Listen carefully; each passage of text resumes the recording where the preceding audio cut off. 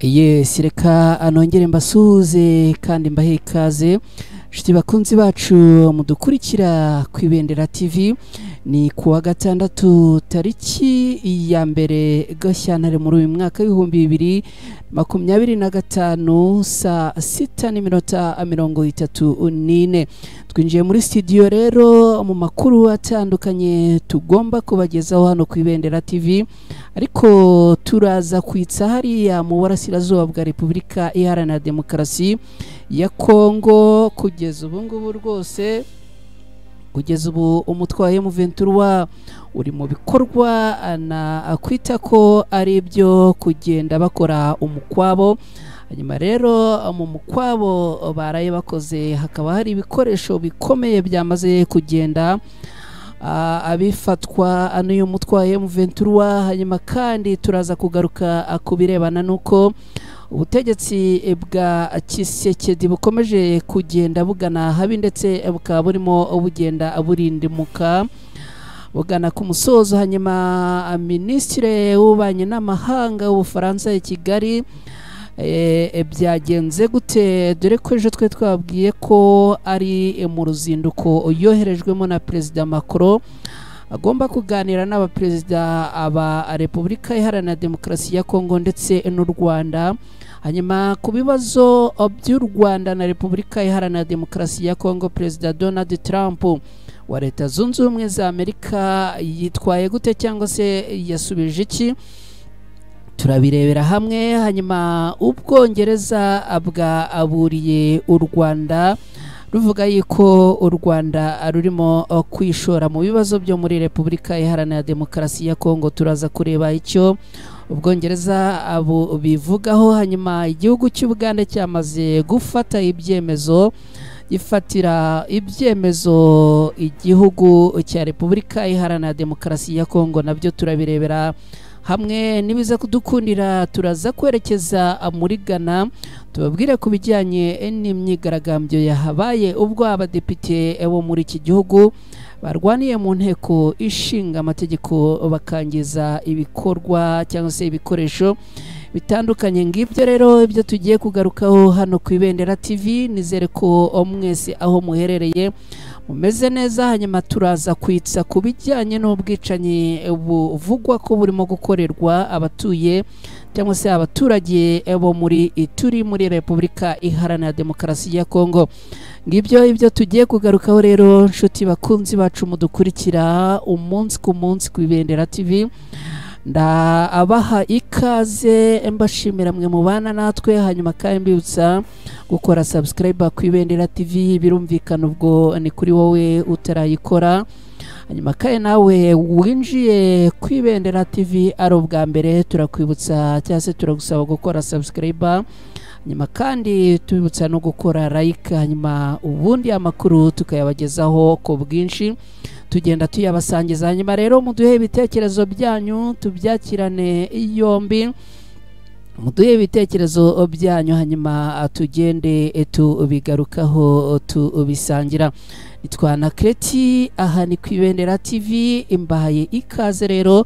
Kanya gato munyemerere tuze twinjira muri aya makuru ku buryo burambuye.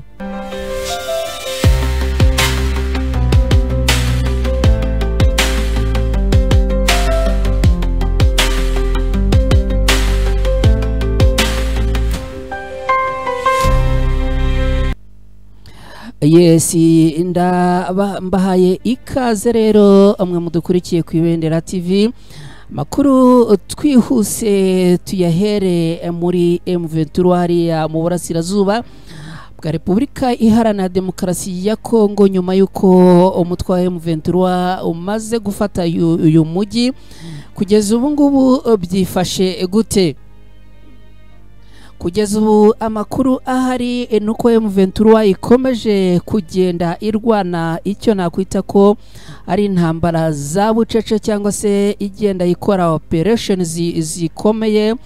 Ubu ikigezweho akaba ari imikwabo irimo kugenda ikorwa mu bice bimwe na bimwe kugira ngo abawazarendo na FDLR ndetse n'aba FARDC twagiye tubibabwira ko bagiye bakuramo imyenda ya gisirikare kubera ubwoba, bakajugunya imyenda ndetse bakajugunya n'intwaro, ubundi bakiyambarira imyenda ya gisivile, bakagenda rero bifungirana mu nzu zimwe na zimwe, abandi bakagenda biyoberanya mu baturage. Kugeza ubu ngubu rero umutwe wa M23 urimo kugenda ukora operasiyo zitandukanye, genda ukora ibikorwa byo kugenda ukora imikwabo itandukanye mu bice bitandukanye hariya mu mujyi wa Goma, kugira ngo umutekano usesuye ugere ku baturage. Mu bikorwa byaraye bikozwe rero, M23 ikaba yafashe ibikoresho bitandukanye ndetse ifata n'abawazarendo batandukanye, igenda ibashyira hariya kuri stade ya Goma, ndetse kandi igenda inatangaza ko yafashe ibikoresho bitandukanye birimo Sukhoi 25, akaba ari indege ikoreshwa cyangwa se yakoreshwaga na FARDC, akaba kandi hafashwe n'imbunda nyinshi cyane zitandukanye. Umutwe wa M23 uratangaza ko kugeza ubu ngubu nyuma yo kwigarurira umujyi wa Goma, mu bikorwa bya operasiyo zitandukanye urimo kugenda ukora, wamaze gufata ibikoresho byinshi by'ingabo za Repubulika Iharanira Demokarasi ya Kongo. Hanyuma rero ibi bikoresho byamaze kugenda bifatwa, hakaba harimo indege yo mu bwoko bwa Sukhoi 25 cyangwa se Sukhoi 25. Iyi ndege n'izindi ntwaro nyinshi zirimo izo mu bwoko bwa Katyusha, BM-21 cyangwa se BMW 21 n'izindi mbunda nyinshi z'imisada, M23 ikaba yamaze kugenda zifatira mu kibuga cy'indege cya Goma aho zari zishinze, ndetse n'ibindi bikoresho bitandukanye byari bigiye bihishwe mu bice bitandukanye bya hariya mu mujyi wa Goma. Kugeza ubu ngubu rero M23 ikaba itangaza ko rwose muri operasiyo zitandukanye irimo kugenda ikora, ikomeje kugenda ifata ibikoresho bitandukanye, dore ko ingabo za FARDC na Wazarendo bagiye bagira ubwoba bakabijugunya bakirukanka. Iki kibuga cy'indege cya Goma M23 gifashe nyuma y'imirwano yamaze iminsi 2 yatangiye ku 26 Mutarama muri uyu mwaka w'2025. Ni imirwano M23 yari hanganyemo n'abasirikare babarirwa muri 480, barimo abo mu mutwe w'ingabo zidasanzwe za Repubulika Iharanira Demokarasi ya Kongo bazwi nka HIBU, nabo mu mutwe urinda Tshisekedi, ni ukuvuga Garde Républicaine cyangwa se abajepe bo muri Repubulika Iharanira Demokarasi ya Kongo. Kuri ubu aba basirikare M23 yamaze kubafata mpiri ndetse ibambura intwaro zose bifashishaga abayirasaho. Amashusho yagiye afatwa n'urwego rw'igihugu rw'itangazamakuru yagiye yerekana Sukhoi 25 ya FARDC, kajugujugu za gisirikare n'ibibunda bya rutura FARDC bagiye bata bakayabangira ingata, bikaba rero byose byaramaze kugenda byigarurirwa no mutwe wa M23 wa Sukhoi 25. Umutwe wa M23 wamaze kwigarurira FARDC yayifashishaga mu kurasa ku birindiro bitandukanye by'uyu umutwe wa M23 muri Kivu ya Amajyaruguru. Amakuru kandi atugeraho aravuga ko intwaro inyeshyamba zo mu mutwe wa M23 zimaze gufata arizo FARDC n'abayifasha ku rugamba bakoreshaga mu cyumweru gishize barasa ku butaka bw'u Rwanda ndetse no mu bindi bice bitandukanye. Kugeza ubu ngubu umutwe wa M23 ukaba utangaza ko ikiwutindiye ari ugukora izi operasiyo zitandukanye kugira ngo yizeze abatuye mu mujyi wa Goma umutekano 100%, hanyuma ubundi ibindi bikorwa byo bikomeze berekeza i Kinshasa mu murwa mukuru wa Repubulika Iharanira Demokarasi ya Kongo kubohoza abaturage bariyo. Ibyo rero ibirimo kugenda bivugwa kugeza ubu ngubu hariya mu mujyi wa Goma, abagenda bibaza ngo kubera iki M23 idahita yihuta ngo ijye kubohoza n'abaturage b'i Kinshasa ndetse no mu yindi mijyi itandukanye yo muri Repubulika muri Repubulika Iharanira Demokarasi ya Kongo. Kugeza ubu ngubu umutwe wa M23 ukaba uvuga yuko uri kubanza gukora operasiyo zitandukanye n'imikwabo itandukanye kugira ngo umutekano hariya mu mujyi wa Goma ugende umera neza 100%. Hanyuma rero munyemerere tugaruke no mu nkuru twababwiye ko ahitwa Ituri ni muri Repubulika Iharanira Demokarasi ya Kongo, naho kugeza ubu ngubu rwose muri aka gace ka Ituri biravugwa yuko abaturage barimo kwicwa urubozo. Amashusho twagiye tubona atandukanye yagiye agaragara abaturage hano muri aka gace ka Ituri barambaraye hasi bamaze kugenda abicwa na wazarendo. Abaturage ubona ko rwose barimo kugenda abicwa urupfu rubabaje rwa agashinyaguro.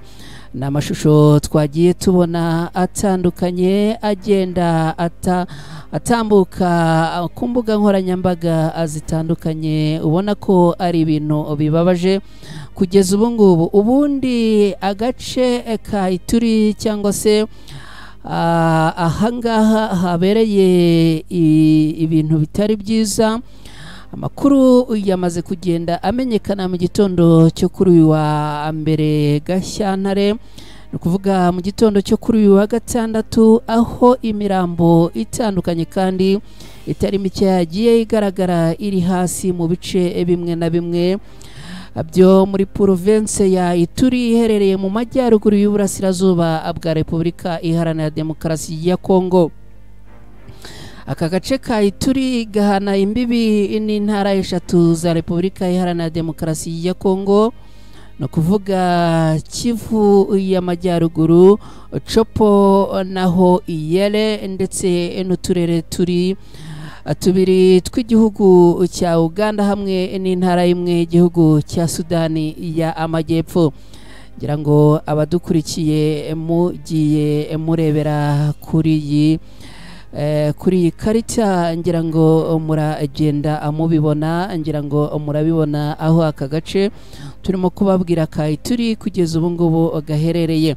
Ituri rero ni intara ya Repubulika Iharanira Demokarasi ya Kongo, ikaba yarabayeho mu mwaka w'2015 nyuma yo gucikamo ibice kw'intara y'Iburasirazuba, aho yari imwe mu turere twayo. Ituri kugeza ubu iherereye mu gice cy'uburengerazuba bw'ikiyaga cya Albert, kandi kugeza ubu ikaba Ituri ifite imbibi ihana n'igihugu cya Uganda ndetse na Sudani y'Epfo. Aka gace ka Ituri gafite ubuso bungana n'ibihumbi, ni ukuvuga kilometero kare 65,658. Ituri kabigizwe n'uturere dutandukanye. Hanyuma rero akaba Ituri igizwe na Aru, no kuvuga akarere ka Aru, akarere ka Jugu, akarere ka Mambasa na Irumu, aho ari umurwa mukuru w'iyi ntara ya Ituri ari Bunia. Kugeza ubu ngubu rero aha hakaba harimo kugenda habera ubwicanyi, aho abaturage bakomeje kugenda bibasirwa n'ibitero bitandukanye by'abazarendo, bagenda bagerageza kwica abaturage bakoresheje intwaro gakondo, ni ukuvuga imihoro, amashoka n'ibindi. Ni ubwicanyi bubabaje cyane bukomeje kubera muri iyi ntara. Abaturage rero baherereye muri iyi ntara bakaba bakomeza gutabaza imiryango mpuzamahanga ndetse n'ubutegetsi bwa Repubulika Iharanira Demokarasi ya Kongo, basaba ko babona amahoro kubera ubwicanyi bubabaje barimo kugenda bakorerwa. ibintu rwose bibabaje cyane, akaba ari ibintu bikomeje kugenda abitera agahinda, aho rwose abaturage barimo kwicwa urupfu urw'agashinyaguro. ngira ngo nuko tuba tutemerewe kuba twabagezaho amashusho rwose y'imirambo, ariko rwose imirambo yakomeje kugenda igaragara hirya no hino, abantu barambaraye mu mashyamba, abantu barambaraye hasi mu byatsi muri aka karere muri iyi ntara ya Ituri. Rwose birababaje, biteye n'agahinda. Hanyuma rero nshuti bakunzi bacu mudukurikiye, ni munyemerere amakuru tuyakomereze hehe. Perezida Donald Trump wa Leta Zunze Ubumwe za Amerika yitwaye gute mu bibazo bikomeje kugenda bihanganisha Repubulika Iharanira Demokarasi ya Kongo n'igihugu cy'u Rwanda? Ngibi byo tugiye kwinjiramo, ariko mbabwire yuko rwose mu kanya turivugane na mugenzi wacu Clement Bagembahe, araza kugenda nawe atubwira amakuru atandukanye agenda avugwa hariya mu burasirazuba bwa Repubulika Iharanira Demokarasi ya Kongo, mu bice bitandukanye bya Goma. Genda tubwira ikigezweho kugeza ubu ngubu. Twabwiye ko ku munsi w'ejo twavuganaga umutwe wa M23 watangazaga ko icyo ushyize imbere ari uko abaturage bo mu mujyi wa Goma babona amazi meza, babona ubuzima bwiza, babona umutekano, amashuri akongera agatangira, abanyeshuri bagasubira ku ishuri, umuriro ukaboneka, internet ikaboneka, ubuzima ndetse ubuzima bukagenda neza muri uyu mujyi wa Goma. Mukanya rero turavugana na mugenzi wacu Clement Bagembahe atubwire uko kugeza ubu ngubu byifashe, ariko abadukurikiye mukomeze muduha ibitekerezo byanyu. Bibutsa ko mushobora kutwandikira amunyuze kuri nimero yacu ya telefone, ngira ngo aho hasi rwose muri description murayibona. Mushobora kandi kutwandikira hano kuri YouTube channel, mushobora kandi no kuduha ibitekerezo byanyu munyuze mu mwanya wa comment. Abamaze kugera kuri WhatsApp namwe mushobora kuduha ibitekerezo tukabyakira na yombi. Twizere ko rero ubwo mukomeza kugenda amubana natwe, rwose ibitekerezo byanyu mukabiduha ubundi tukabyakira. Hanyuma rero nshuti bakunzi bacu mukomeje kugenda amubana natwe, munyemerere twerekeze muri Leta Zunze Ubumwe za Amerika. Ariko gatoya, hari umuntu umaze kugenda twandikira kuri WhatsApp. Kuri WhatsApp hari umuntu umaze kugenda duha ubutumwa rwose, atubwira ati ejo hashize Repubulika Iharanira Demokarasi ya Kongo yasabye akanama k'umutekano ka Loni gufatira ibihano abashinzwe ibyemezo bya politike. Reka ibitekerezo byanyu turaza kubigarukaho mu kanya, mukomeze kugenda mubidusangiza. Rwose mushobora kubiduha munyuze mu nzira zitandukanye, abari kuri WhatsApp mushobora kubiduha munyuze muri groupe yacu ya WhatsApp, mushobora no kutwandikira bisanzwe, mushobora no kuduhamagara, byose biremewe hano ku Ibendera TV. Reka rero twihuse tunyarukire muri iyi nkuru. Leta Zunze Ubumwe za Amerika, no kuvuga Perezida Donald Trump, abajijwe ku bibazo by'u Rwanda na Repubulika Iharanira Demokarasi ya Kongo yabyitwayemo gute. Perezida Donald Trump wa Leta Zunze Ubumwe za Amerika abajijwe ku bibazo bya Repubulika Iharanira Demokarasi ya Kongo n'u Rwanda, yirinze kugira icyo avuga kuri aya amakimbirane yakomeje kugenda ahanganisha ibi bihugu byombi. Avuga ko icyo kibazo atari ngombwa kukivugaho muri iki gihe, bivuze yuko ashobora kuba afite igihe runaka ateganya kuzakivugiraho. Perezida Donald Trump ubwo yari mu kiganiro n'itangazamakuru mu ijoro ryatambutse, asubiza ibibazo ubwo yabazwaga n'abanyamakuru batandukanye, akaba yirinze kugira icyo avuga ku bibazo by'u Rwanda na Repubulika Iharanira Demokarasi ya Kongo. Ubwo umunyamakuru yamubajije niba hari icyo ateganya gukora ngo amahoro hagati y'u Rwanda na Repubulika Iharanira Demokarasi ya Kongo kuri ubu birebana ibi bihugu byombi birebana ay'ingwe, uyu Donald Trump yirinze kugira icyo atangaza.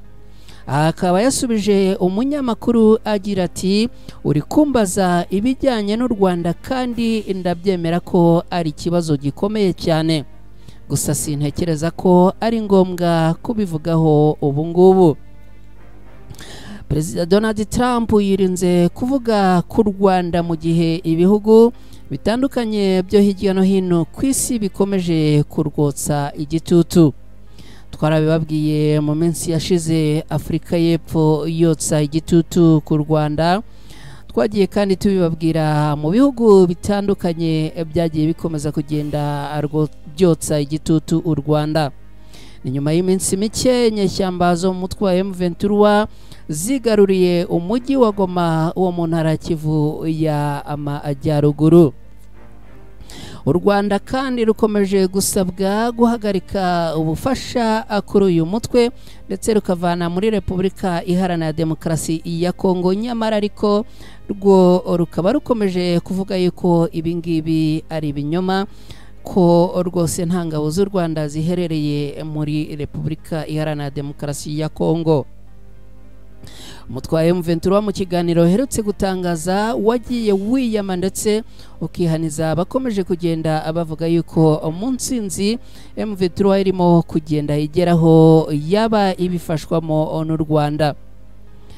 Perezida Donald Trump rero akaba avuga yuko ikibazo cy'u Rwanda na Repubulika Iharanira Demokarasi ya Kongo atari icyo kuvugaho ubu ngubu, akaba ari byo yagiye agarukaho asubiza abanyamakuru ubwo bamuhataga ibibazo mu kiganiro n'abanyamakuru cyaberaga hariya muri Leta Zunze Ubumwe za Amerika. Nyuma y'iminsi mikeya rwose Perezida Donald Trump atorewe kugira gute kuyobora Leta Zunze Ubumwe za Amerika. Nyuma rero nshuti bakunzi bacu mudukurikiye, munyemerere amakuru tuyerekeze hehe ku bijyanye n'uruzinduko intumwa ya Perezida Macron w'Ubufaransa yohereje igitaraganya mu Rwanda ndetse no muri Repubulika Iharanira Demokarasi ya Kongo. Umunyamakuru wa AFP yatangaza ku bijyanye n'uyu muyobozi w'intumwa yoherejwe i Kigali ndetse n'i Kinshasa, afite uko yagiye abivuga. Munyemerere gatoya rero rwose enze twerekeza mu bijyanye n'iyi ntumwa ya Perezida Macron w'Ubufaransa irimo kugenda yikubuka muri bihugu yoherejwemo na Perezida Macron.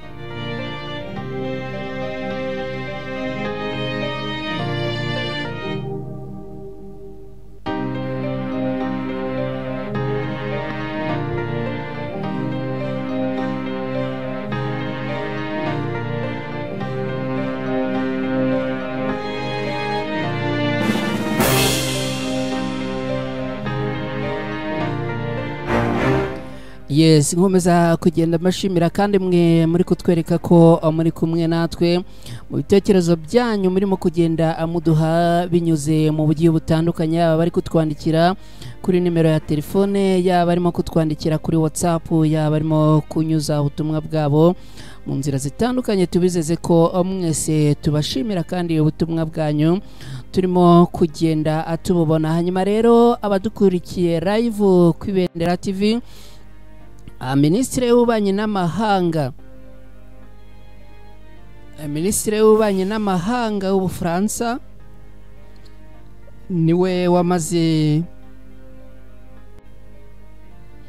wamaze koherezwa na Perezida Macron kugira ngo agende agira ubutumwa agena cyangwa se ageza ku bakuru b'ibihugu bya Repubulika Iharanira Demokarasi ya Kongo n'u Rwanda. Minisitiri w'Ububanyi n'Amahanga w'Ubufaransa Jean-Noël Barrot akaba ejo yaramaze kugenda yakirwa mu Rwanda, akaba yarakiriwe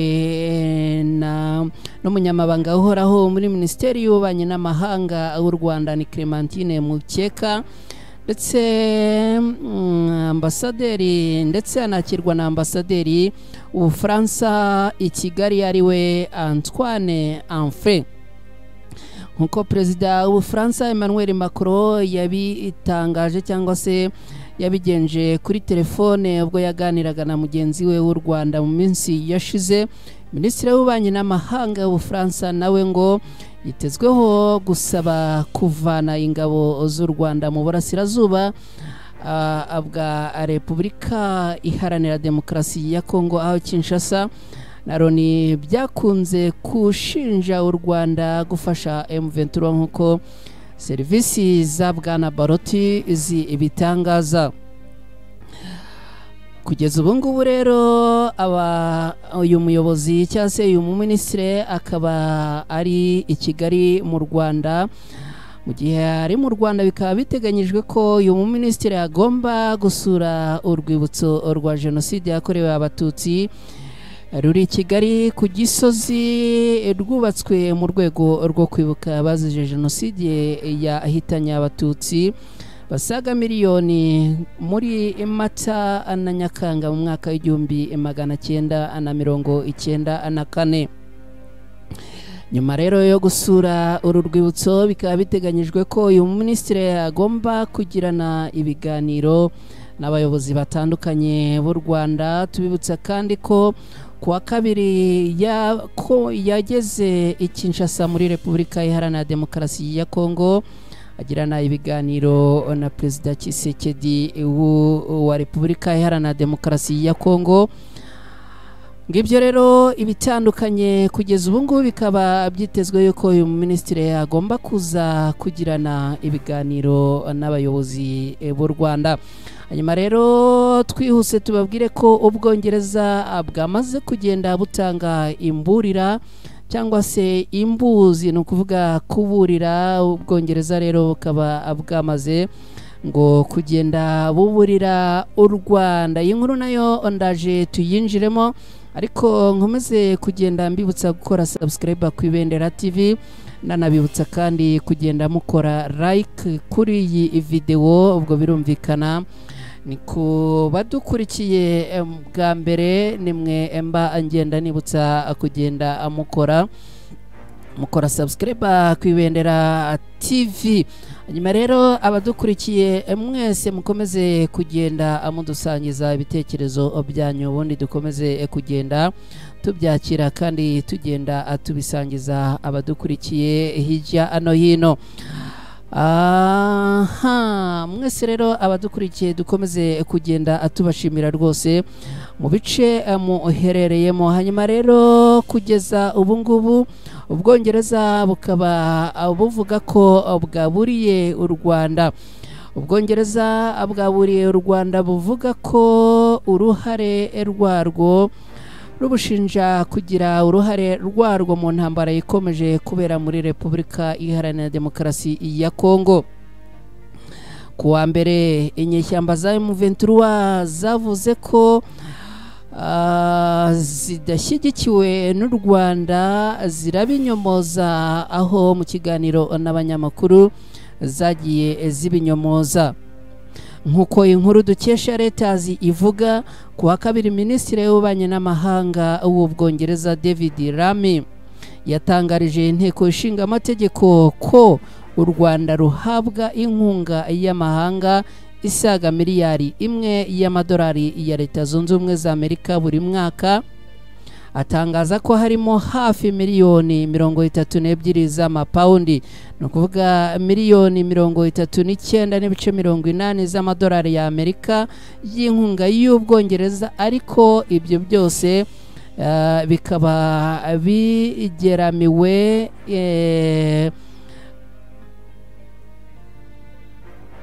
ngo agenda ashinja u Rwanda ko rero ngo rwaba rufite cyangwa se rutera inkunga umutwe wa M23. Rami aha yagize ati twe mu nteko biragaragara ko tudashobora kugira ibihumbi bibangamira ubusugire bw'ubutaka bw'ibindi bihugu nk'uko tuzabyihanangira cyangwa se tutazabyihanganira ku mugabane w'Uburayi, ntidushobora no kubyihanganira aho bizabera hose ku isi. Rami yongeyeho agira ati tugomba kubisobanura neza muri iki cyumweru ibyabaye byerekana ubukana bukabije bw'amakimbirane amaze imyaka ibarirwa muri za mirongo abera mu burasirazuba bwa Repubulika Iharanira Demokarasi ya Kongo kuva mu mwaka w'2000. Aya makimbirane rero rwose tukaba tutagomba kuyihanganira, akaba ari amakimbirane akomoka kuri jenoside yakorewe abatutsi mu Rwanda mu mwaka w'1994. Uyu mugabo rero yakomeje agenda avuga yuko aburira u Rwanda, akaba agenda arushinja ko ngo rwaba rutera inkunga umutwe wa M23. Ibyo rero bikomeje kugenda bivugwa, mbabwira ko rwose twebwe dukomeza tugenda tubagezaho amakuru atandukanye abakomeje kugenda avugwa hirya no hino, atangarizwa mu bice bitandukanye hirya no hino. Hanyuma rero mu kanya gatoya turaza twerekeza mu gihugu cy'Ubugande. Igihugu cy'Ubugande cyakomeje kugenda gifatira ingamba zikomeye Repubulika Iharanira Demokarasi ya Kongo.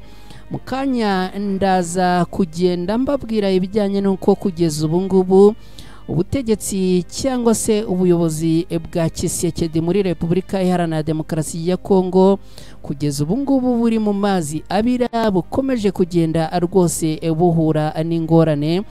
Ndaza kugenda mbibabwira rwose aho kugeza ubu ngubu rwose abarebera kure bavuga yuko ubutegetsi bwa Perezida Tshisekedi rwose mu minsi mikeya bushobora kuba bwanavuyeho. Reka ariko munyemerere tubanze dukubitire mu gihugu cy'Ubugande. Igihugu cy'Ubugande cyamaze kugenda gifatira ibyemezo bikomeye Repubulika Iharanira Demokarasi ya Kongo. Ngira ngo abadukurikiye mwebwe rwose mukomeze kugenda amuduha ibitekerezo byanyu bitandukanye, hanyuma ubundi dukomeze kugenda tubisangira, ari nako kandi dukomeza kugenda tubifuriza kugira ibihe byiza aho muherereye. Twizere ko mukomeje kugenda amugira ubuzima bwiza. Ni ku Ibendera TV, ni kuri uyu wa gatandatu, turi tariki ya 2 Gashyantare muri uyu mwaka w'2025. mukomeze kugenda amugubwa neza.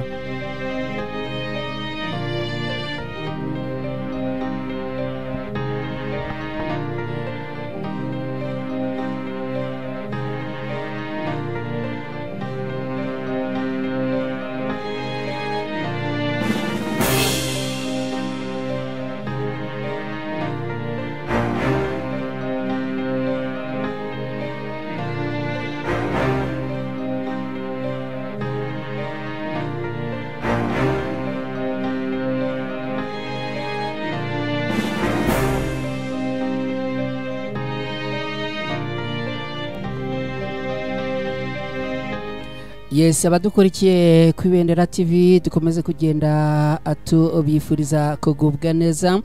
Tugenda dukomeza kubashimira mwe muri kumwe natwe hano ku Ibendera TV.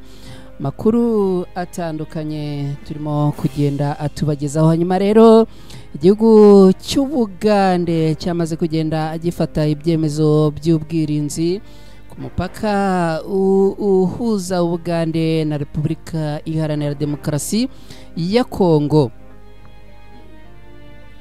Kugeza ubu ngubu tuvugana, ingamba zamaze kugenda zisohoka zishyirwa ahagaragara, nuko Ubugande bwamaze gushyiraho ingamba z'ubwirinzi ku mupaka uhuza Ubugande na Repubulika Iharanira Demokarasi ya Kongo. Uti byifashe gute rero?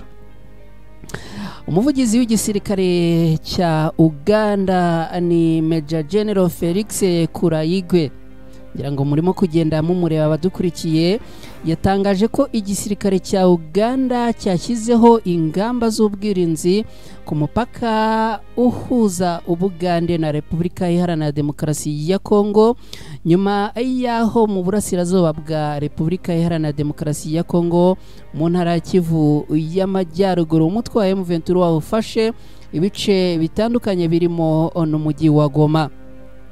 Itangazo ry'igisirikare cya Uganda ryo kuri uyu wa gatanu tariki 31 Mutarama birumvikana ni mu kwezi twamaze kugenda tuvamo. Iri tangazo rivuga ko izi ngamba z'ubwirinzi zigiye gushyirwaho kugeza igihe ibintu bizasubirira mu buryo muri Repubulika Iharanira Demokarasi ya Kongo. UPDF cyangwa se igisirikare cya Uganda baravuga ko impamvu ishyizeho izi ngamba ari ukugira ngo babashe gukomeza guhangana n'imitwe yitwaje intwaro ikorera mu burasirazuba bwa Repubulika Iharanira Demokarasi ya Kongo irimo na ADF. Izi mpungenge rero ngo zanatumye hashyirwaho izi ngamba ngo nuko iyi mitwe yitwaje intwaro ikorera mu burasirazuba bwa Repubulika Iharanira Demokarasi ya Kongo ishobora kwinjira muri Uganda ikaba yateza umutekano muke muri iki gihugu. Igisirikare cya Uganda kikaba cyavuze ko cyamaze gushyiraho ubwirinzi bukomeye ku mupaka ubahuza n'igihugu cya Repubulika Iharanira Demokarasi ya Kongo, ndetse bakaba bavuga ko bamaze kugenda bapangaza operasiyo n'ibirindiro bikomeye hariya kuri uriya mupaka ubahuza na Repubulika Iharanira Demokarasi ya Kongo. Igisirikare cya Uganda gisanzwe gifatanya n'icya leta ya Kongo mu bikorwa byo guhangana n'imitwe yitwaje intwaro irimo na ADF ikorera hariya mu bice bitandukanye bya Repubulika Iharanira Demokarasi ya Kongo. Mu Gushyingo mu mwaka w'2021 nibwo ingabo z'impande zombi zatangije ibi bikorwa bya gisirikare bihuriweho mu kurwanya uyu mutwe witwaje intwaro, akaba ari ibikorwa byiswe Operation Shuja. Kugeza ubu ngubu rero Ubugande bukaba bwamaze kugenda noneho ubwo bushyiraho izindi operasiyo z'ubwirinzi bukomeye hariya ku mupaka ubahuza na Repubulika Iharanira Demokarasi ya Kongo. Ni nyuma y'aho AFC M23 yifashe umujyi wa Goma mu murwa mukuru wa Kongo Kinshasa, akaba hakomeje kugenda naho rwose ibintu abaturage bavuga yuko abafite umutekano utari mwiza. Ibiro bya ambasade y'u Rwanda, Uganda, Ubufaransa na Leta Zunze Ubumwe za Amerika n'Ububiligi byaribasiwe hariya Kinshasa, biraterwa, biratwikwa, birasahurwa. Akaba rero ibingibi biri mu byo ibihugu bitandukanye birimo kugenda bigenderaho mu gufata no gushyiraho ingamba zikomeye z'ubwirinzi, mu gihe muri Repubulika Iharanira Demokarasi ya Kongo hakomeje kugenda havugwa ibibazo by'umutekano utifashe neza. Ibi kandi byafashwe nk'ubushotoranyi ku bihugu bitandukanye byo kuba abigaragambya baragiye bagaba ibitero kuri za ambasade zitandukanye. Nshuti bakunzi bacu mudukurikiye rero, mu nyemerere gatoya anze mu busesenguzi rwose bugaragaza ko ubuyobozi cyangwa se ubutegetsi bwa Kisekedi burimo kugenda bugana mu marembera. Mu nyemerere gatoya ambanze some ku mazi ubundi nze tubyinjiremo ku buryo burambuye.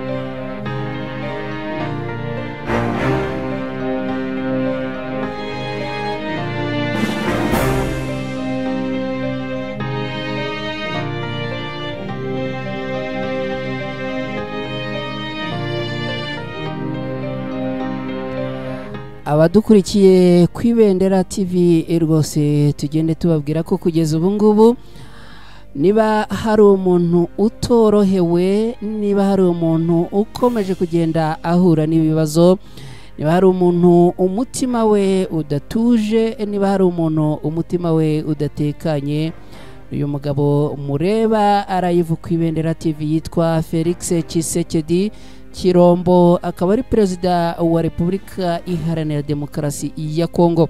Uyu mugabo rero akomeje kugarizwa n'ibibazo, aho abantu batandukanye rwose badashidikanya kuvuga yuko ubuyobozi bw'uyu mugabo buri mu marembera agenda asezera rwose, cyangwa se ubuyobozi bwe bugana ku musozo cya kumperuka.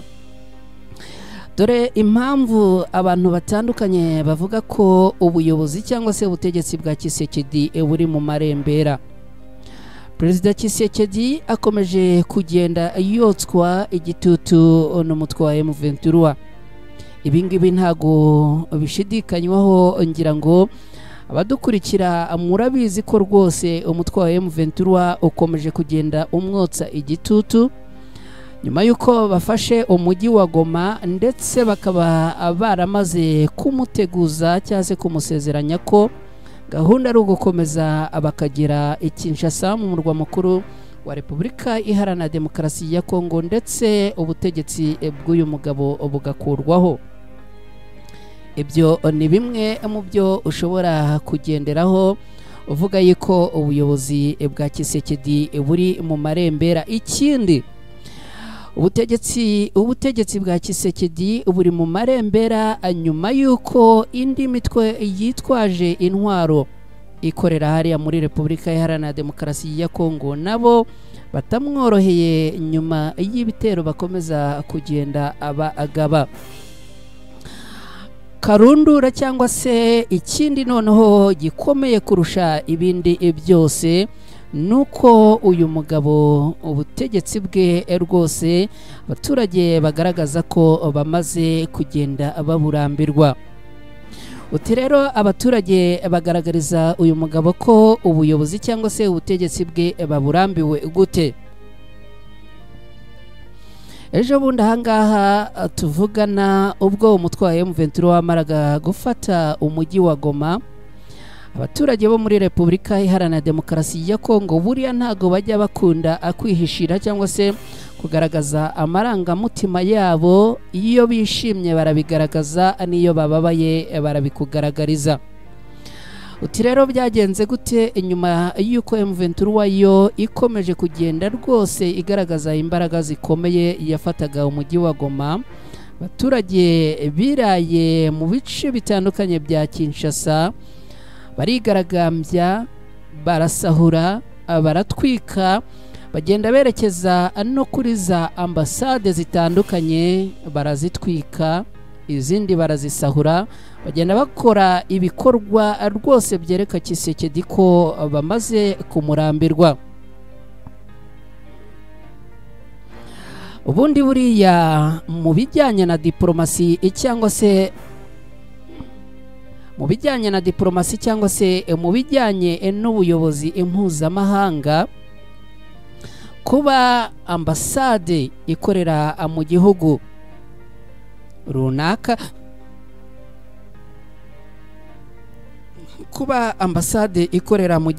runaka, abaturage b'icyo gihugu cyangwa se iyo ambasade ikagirira ibibazo muri icyo gihugu, biba bimeze nko kuba igihugu cyaba cyateye icyo gihugu cy'iyo ambasade. Reka kugira ngo mubyumve neza ambibahe neza. Muri ambasade zibasiwe n'abigaragambyaga hariya i Kinshasa muri Repubulika Iharanira Demokarasi ya Kongo, harimo ambasade y'u Rwanda, harimo ambasade ya Uganda, harimo ambasade y'Ubufaransa, harimo ambasade ya Leta Zunze Ubumwe za Amerika, hakaba na ambasade y'Ububiligi, ndetse byanavuzwe ko na ambasade ya Afurika y'Epfo nayo yagiye gabwaho ibitero bitandukanye. Ibyo mbasobanurira rero, dufate urugero igihugu cya Repubulika Iharanira Demokarasi ya Kongo kigiye gutera Ubufaransa. Ibi ngibi ni ukuvuga ngo Repubulika Iharanira Demokarasi ya Kongo igafata ingabo zabo bakajya gutera igihugu cy'Ubufaransa, bakagabayo ibitero. Ibi bifatwa nk'aho ingabo cyangwa se abaturage ba Repubulika Iharanira Demokarasi ya Kongo bagiye kugaba ibitero kuri ambasade y'Ubufaransa iba hariya muri Repubulika Iharanira Demokarasi ya Kongo. Ni ukuvuga ngo igitero cyangwa ikintu icyo ari cyo cyose gikozwe kuri ambasade y'Ubufaransa iherereye muri Repubulika Iharanira Demokarasi ya Kongo, kigakorwa kandi n'abaturage cyangwa se abenegihugu ba Repubulika Iharanira Demokarasi ya Kongo, mu busesenguzi bwa diplomasi cyangwa se muri politike mpuzamahanga, bisobanuye yuko icyo kintu kiba cyakozwe mu izina rya Repubulika Iharanira Demokarasi ya Kongo kigakorerwa Ubufaransa. Nyuma yaho rero aba baturage ba Repubulika Iharanira Demokarasi ya Kongo bigabye cyangwa se bagabye ibitero kuri izi ambasade, bikaba bigaragaza ko ari nk'igihugu cyagabye ibitero ku bihugu by'izi iza ambasade turimo kugenda atubabwira. Ibi ngibi rero mu ishusho mpuzamahanga cyangwa se mu ishusho ya diplomasi bisobanuye iki?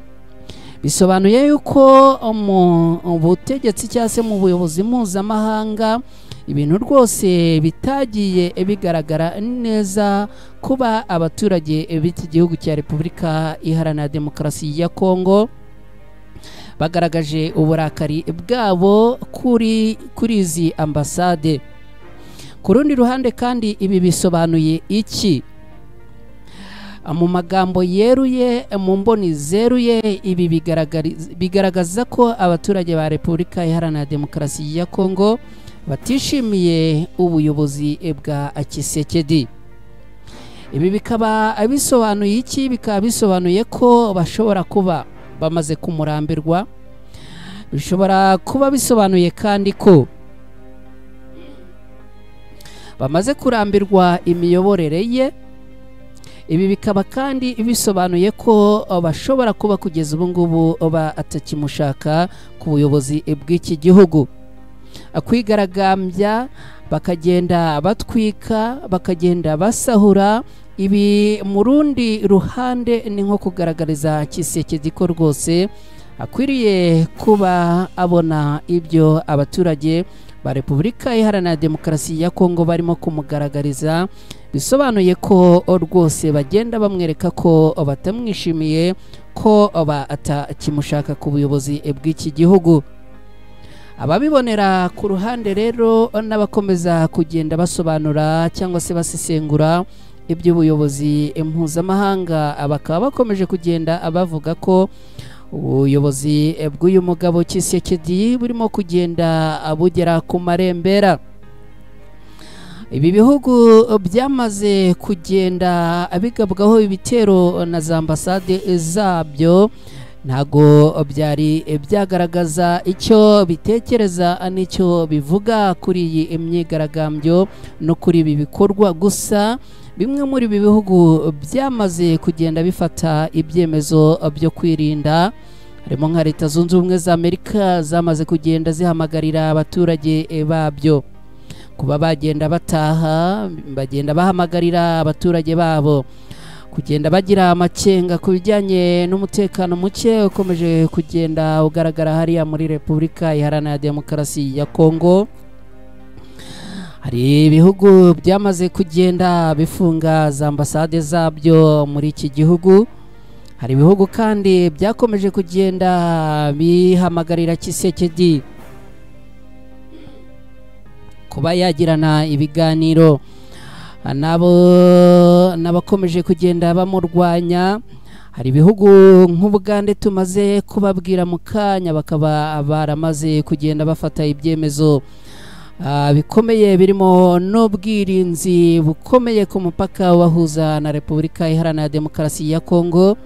twarababwiye ko hari kompanyi z'indege z'ibihugu bitandukanye zamaze kugenda zihagarika ibikorwa byabo muri Repubulika Iharanira Demokarasi ya Kongo, harimo nka Uganda Airlines cyangwa se kompanyi ya Uganda y'ubwikorezi bw'indege yamaze kugenda ihagarika ibikorwa byayo hariya Kinshasa muri Repubulika Iharanira Demokarasi ya Kongo, mu gihe hakomeje kugenda havugwa umutekano utameze neza. Hari kandi n'izindi kampani zitandukanye. Rwanda nayo yamaze kugenda ihagarika ingendo zayo hariya mu bice bya Repubulika Iharanira Demokarasi ya Kongo nyuma y'uko hakomeje kugenda havugwa umutekano mukeya.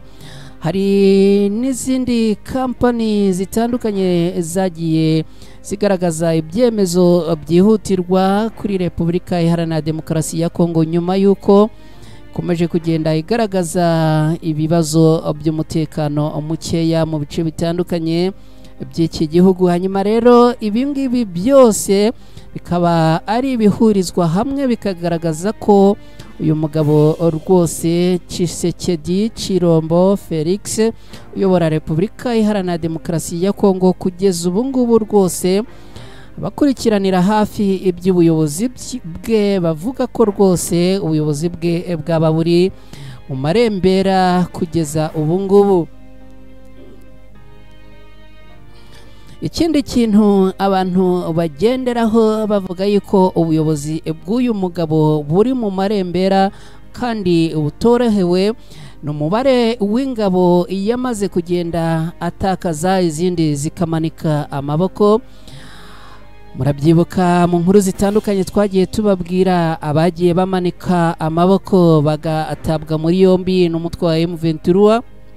Kugeza ubu ngubu rwose bakomeje kugenda abacungirwa umutekano hariya mu kibuga mpuzamahanga cy'indege hariya i Goma, aho rero bamaze kugenda bafatwa n'umutwe wa M23. Hari ingabo twagiye tubabwira zitandukanye zagiye zipfira ku rugamba, ingabo za FARDC zarwanyemo n'umutwe wa M23.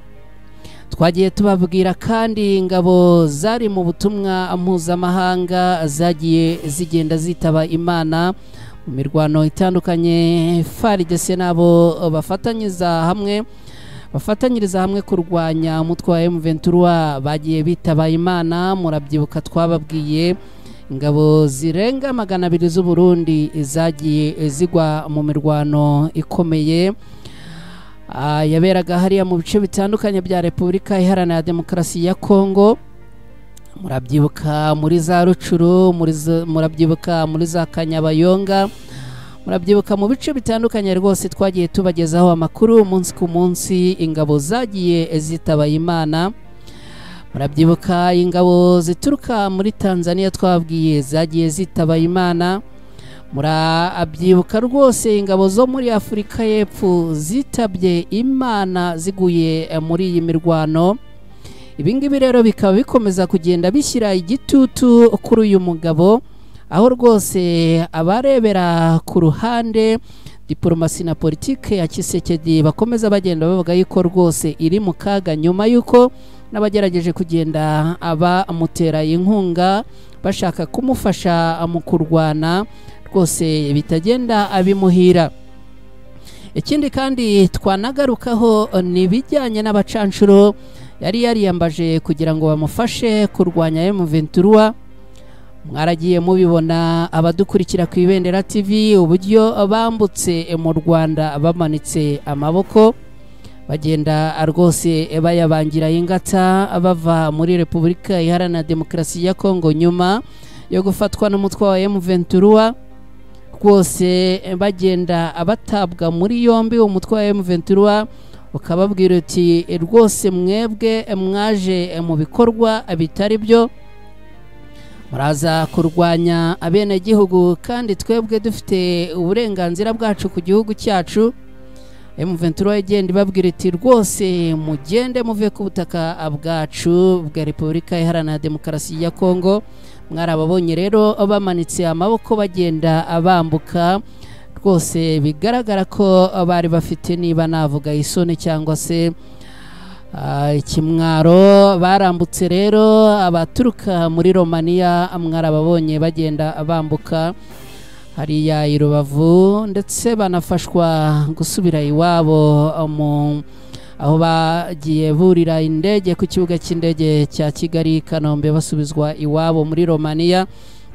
Ibingibi rero byose ni bigenda bigaragaza ko kugeza ubu ngubu ubutegetsi n'ubuyobozi bwa Kisekedi rwose buri mu marembera. Hanyuma rero kugeza ubu ngubu abasenga rwose mu musengere, kubera ko mu busesenguzi butandukanye biragaragara ko ubuyobozi bwa Kisekedi buri mu marembera, ndetse rwose budafite igihe kirekire nyuma y'uko abaturage nabo ubwabo bamaze cyangwa se bakomeje kugenda bamugaragariza ko batamwishimiye.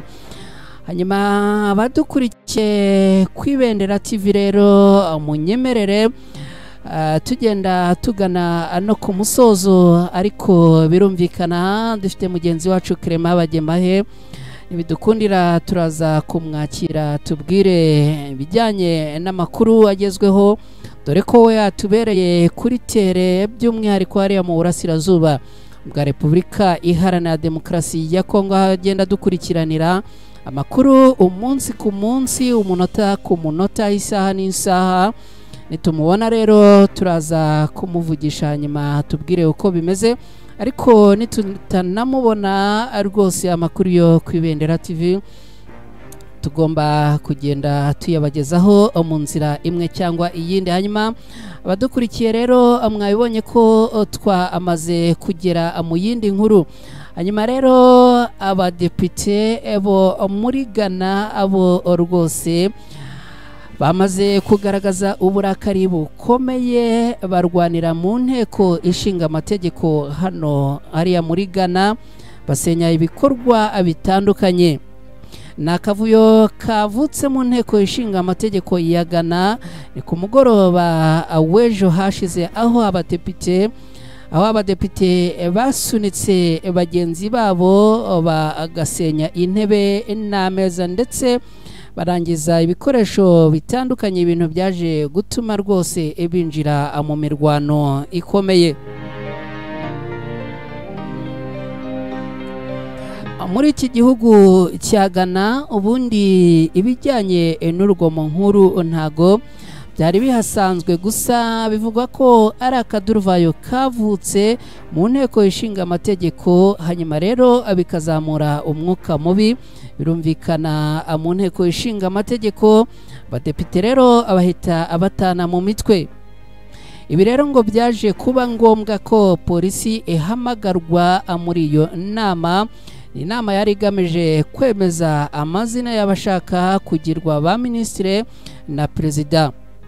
Icyo gikorwa cyahindutse imvururu, aho abadepite bamenaguye ameza ndetse banangiza za mikoro bakoresha bavuga iyo bari mu nama. Komisiyo ishinzwe kwemeza abo bayobozi ntiyari yakumvikana mu bibazo byinshi, aho bamwe bashinjaga abatavuga rumwe n'ubutegetsi gukereza ku bushake icyo gikorwa ku mpande za politiki. Mu gitondo rero cyo kuri uyu munsi ndetse no ku munsi w'ejo, ubuyobozi cyangwa se umuyobozi wa komisiyo akaba yarasabye imbabazi abaturage ba Ghana, avuga ko ibyabaye ari sakirerego ndetse ko bitari bikwiye kuba na gato. Iyi komisiyo yari igizwe n'abadepite bo mu mitwe ya politiki itandukanye, yari mu nzira yo kwemeza abadepite batatu bo mu ishyaka riri ku butegetsi, no kuvuga National Democratic Congress, bagombaga kugirwa aba ministre. Abo batatu bari bagiriwe icyizere nyuma y'uko iri shyaka ritsinze ishyaka ya New Patriotic Party.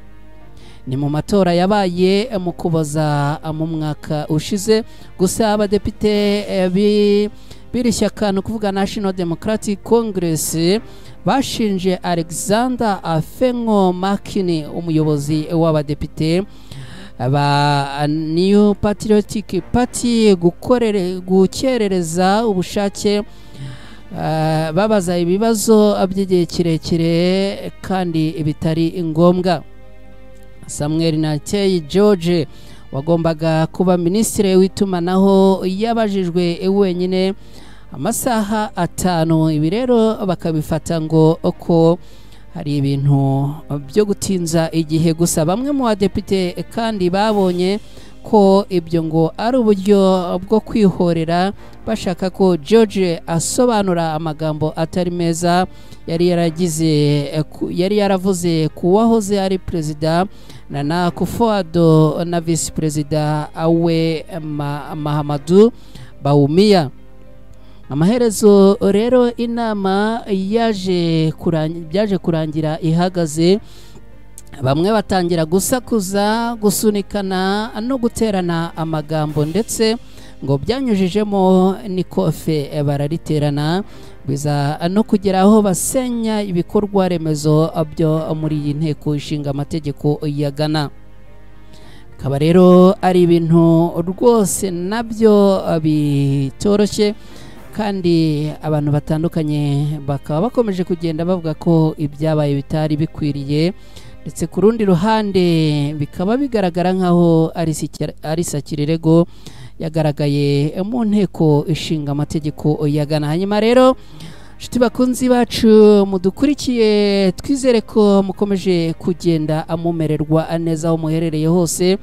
Saa 7:36 kuri wa gatandatu tariki ya 1 Gashyantare muri mwaka w'2025. Twizere ko aho muri komeje kugubwa neza. Reka nyarukire no mu bitekerezo byanyu mwagiye mutwoherereza, hanyuma kandi ubwo birumvikana ko nawe udukurikiye ushobora kuduha igitekerezo cyawe mu gihe rwose turi hano tukiri muri studio za Ibendera TV. Ushobora kuduha igitekerezo ugendeye ku makuru twagiye tubagezaho, kandi ushobora no kutubwira uko aho muherereye kugeza ubu ngubu murimo kugenda mumererwa. Birumvikana turi muri weekend. Hanyuma rero ni munyemerere gatoya nze nsome ku mazi gatoya, ubundi twinjira ano mu bitekerezo byanyu mwagiye muduha. Hanyuma kandi tubasezeranya ko dukomeje kugenda tubana namwe, kandi ko turi hano ku bwanyu.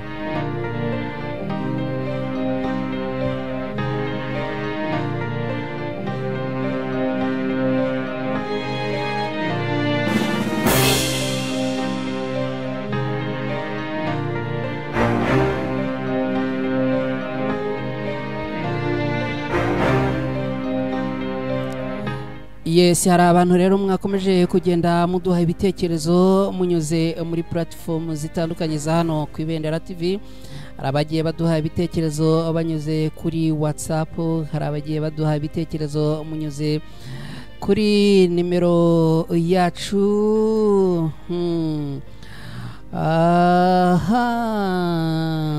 Okay. Hari umusesenguzi hano wagiye aduha igitekerezo atubwira ati birashoboka ko u Rwanda rushobora kuba rwahura n'ibibazo mu gihe ibihugu by'amahanga bikomeje kugenda rwijundika. Okay. Hari n'umukunzi wacu rwose umaze kugenda aduha igitekerezo agenda atubwira ati kugeza ubu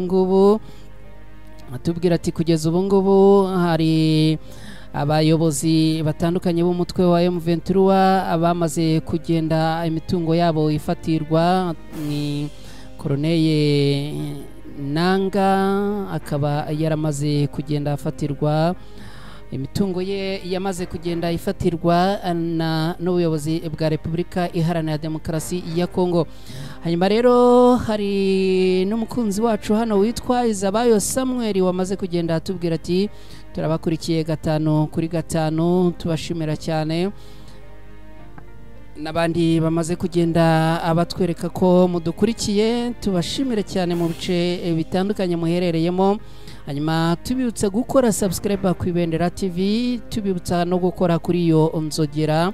Hanyuma iyo ibyo ubikoze amakuru atambutse hano ku Ibendera TV uhita ubona notification ko twinjiye muri studio. Ubundi wowe icyo usabwa no gukurikira amakuru yo tukayabagezaho gatanu kuri gatanu.